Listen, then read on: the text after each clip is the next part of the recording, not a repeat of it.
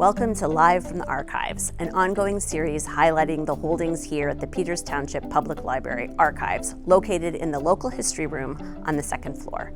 I'm Nancy Martin, and I'm the archivist here. I've been in the position since February of 2024, and I'm very excited to show off some of the amazing records we have here at the archives. In a display cabinet directly outside of the reading room on the second floor it'll be turning over every couple of months. There will be a new display highlighting something different. I think my very first one that I did highlighted the Hackett Giants Baseball Club, who played out of the village of Hackett in the 1930s. It was wonderful. Highlighted the holdings of the Valentine school papers. Today, and for the next couple of months, we have a display on Albert John Froebe.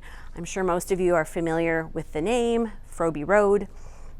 Froebe Road is named after Albert's parents, George and Elizabeth, who owned land on both sides of Froebe Road.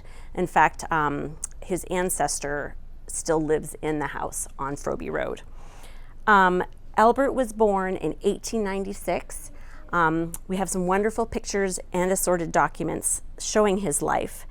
The very first one we have of him is from around 1897, and he could not look cuter. He is outside on a carpet with what I can only assume is the family dog.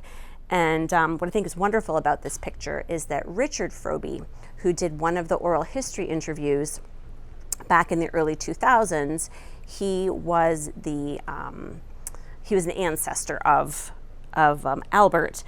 He discussed how this picture was taken on the Bruni farm, and I had never heard of the Bruni farm. Apparently the land where Empress Arabians is currently located on Sugar Camp Road, which is really directly across from the beginning of Froebe Road, was known as the Bruni farm, and this picture was taken of Albert because his family rented that farm before purchasing their own farmland on what became Froebe Road.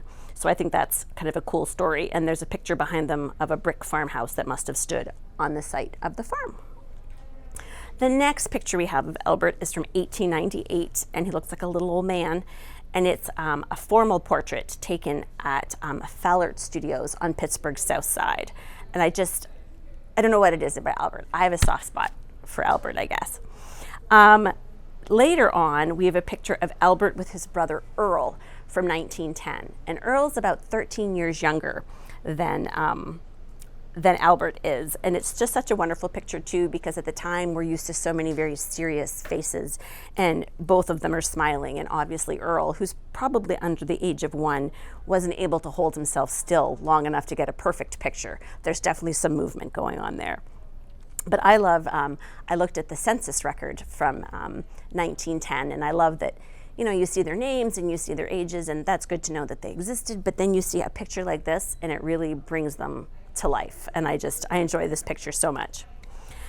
The archives then has a picture of the family plowing for wheat in 1915.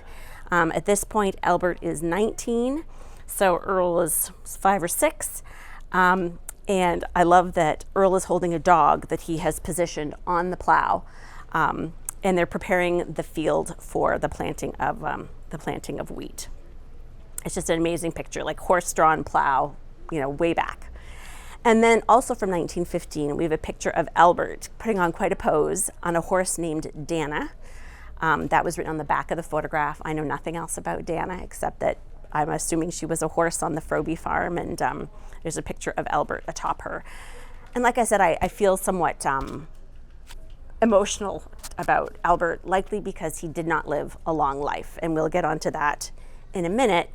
I was able to find online a copy of his World War I registration card from 1917. It was filled out by a McMurray, because a McMurray was the local registrar for the registration cards. It mistakenly identifies Albert as having been married, and as far as we can determine, he never was married, so that was just a misprint by the registrar. I appreciate that it describes him as, though he might not, as being of stout build, and having gray eyes and light colored hair. So that was from 1917. And then, unfortunately, in 1929, and he was only 33 years old, Albert fell sick. At the time, they didn't know with what. Something I find fascinating from old newspapers, I find a lot of things fascinating, sorry about that, is that the tiniest minutiae were detailed in the newspaper. For example, he went to the hospital because he was ill. Then next thing you know, there's a newspaper article from the Daily Notes, which was a local paper out of Canonsburg, and the headline reads, "Albert Froebe shows slight improvement." I guess he regained consciousness during a visit with his mother, and the fact that made the newspaper back in the day is interesting to me. Sadly, the slight improvement was not to last, and Albert passed away.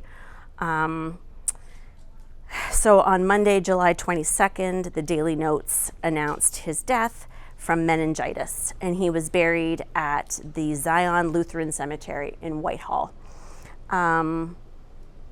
I was just, oldest son, farming family, and the family suffered other losses as well, and just that he, died at such a young age, which I know at that point was not uncommon, but still sad.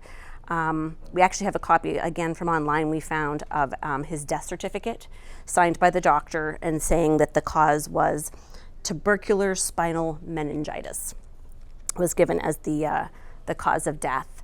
I love that Albert has been gone now for almost 100 years, but here we are able to get a snapshot of his life and still talking and thinking about him 100 years later.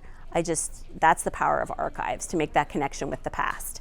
And so please come visit the second floor of the library, check out our display. Our next one will be with the theme of Halloween, coming up for our Booze and Brews event. You can come witness it in person then. Please, the archives is open to the public. We have our own page now on the website. Get in touch. I'd love to hear from you.